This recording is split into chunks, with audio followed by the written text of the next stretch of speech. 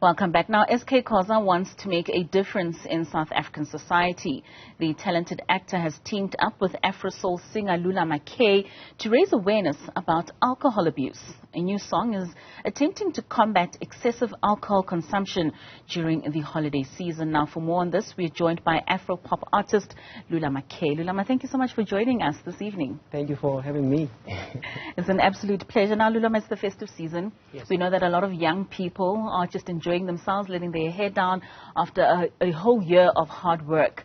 But we do see that we lose a lot of lives during this time, especially when it comes to the consumption of alcohol and drugs. Yes. What prompted you to come out and be a voice of reason during this time? You know, and I think for me, it's exactly data raising, because we wanted to raise some awareness to tell the young people that it's okay, we are young, we are still vibrant, but we need to be responsible when it comes to alcohol. We must drink alcohol, but we must have limits. So we came up with this song, which is funky and nice as well, but also we're trying to pass the message as well to the young lads. Do you think that music plays a role in educating young people?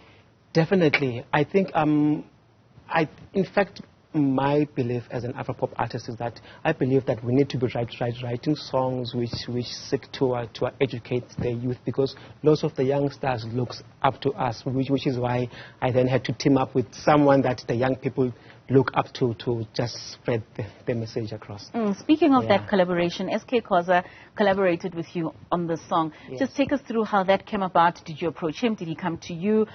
Were you having discussions about what positive influences you can be for young people?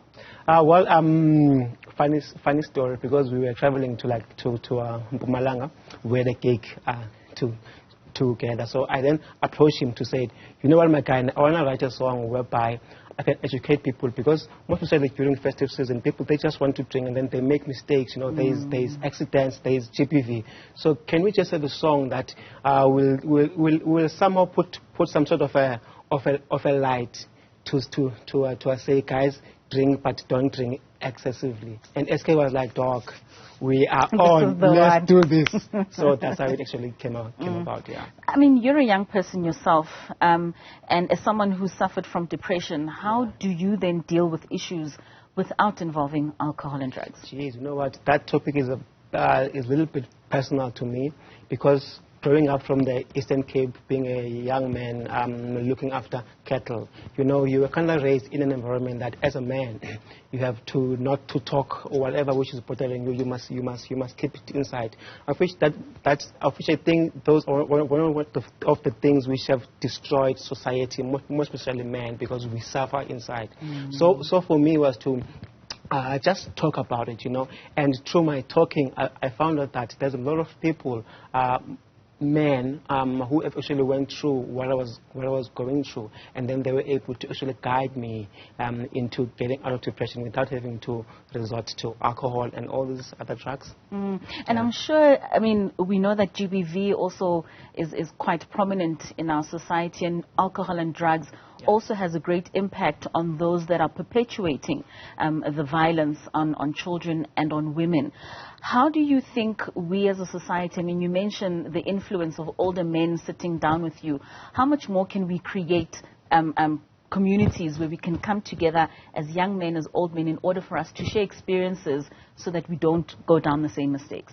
You know what? There's a campaign which I liked. It was called Bring a Young Man to Work. You know, I actually loved it, because I believe that as young growing men, we need those kind of guidances from people who have walked the path, people who have made mistakes, so that they can tell us to say, doc, this is not the path that you need to go through. So I think having to speak to our elder people, and also reach out to, you know, also there's like things like your NPOs, which are things within our communities that we can get access to.